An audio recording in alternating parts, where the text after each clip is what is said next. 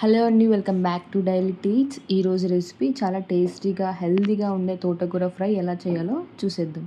ఇక్కడ నేను 2 కట్టల తోటకూర తీసుకున్నాను. ముందుగానే శుభ్రం చేసుకొని పక్కన పెట్టుకున్నాను. ఇప్పుడు ఒక కడాయి పెట్టుకొని అందులో తగినంత నూనె వేసుకోవాలి.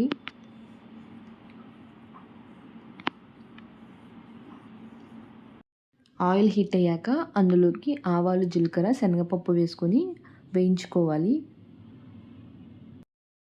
అవి బాగా వేగిన తర్వాత మనం ముందుగానే కట్ చేసి పెట్టుకున్న ఒక పెద్ద సైజ్ ఉల్లిపాయ వేసుకొని బాగా కలుపుకోవాలి.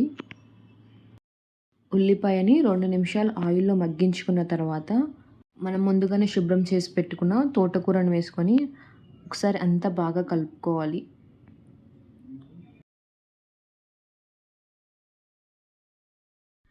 ఇప్పుడు మూత పెట్టుకొని తోటకూరను మెత్తబడేంత వరకు మగ్గించుకోవాలి. మధ్య మధ్యలో కలుపుకుంటూ మగ్గించుకోవాలి.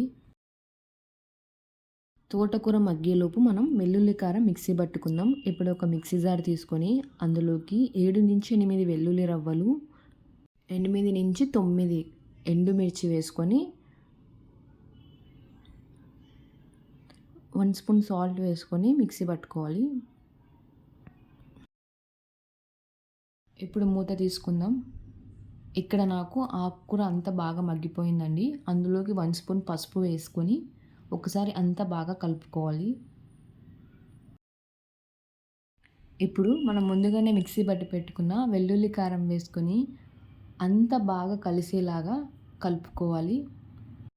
అంతా బాగా కలుపుకున్నాక 2 నిమిషాలు మగ్గించుకొని స్టవ్ ఆఫ్ చేసుకోవాలి. అంతే అండి, చాలా సింపుల్ అండ్ టేస్టీ తోటకూర ఫ్రై రెడీ అయినట్టే.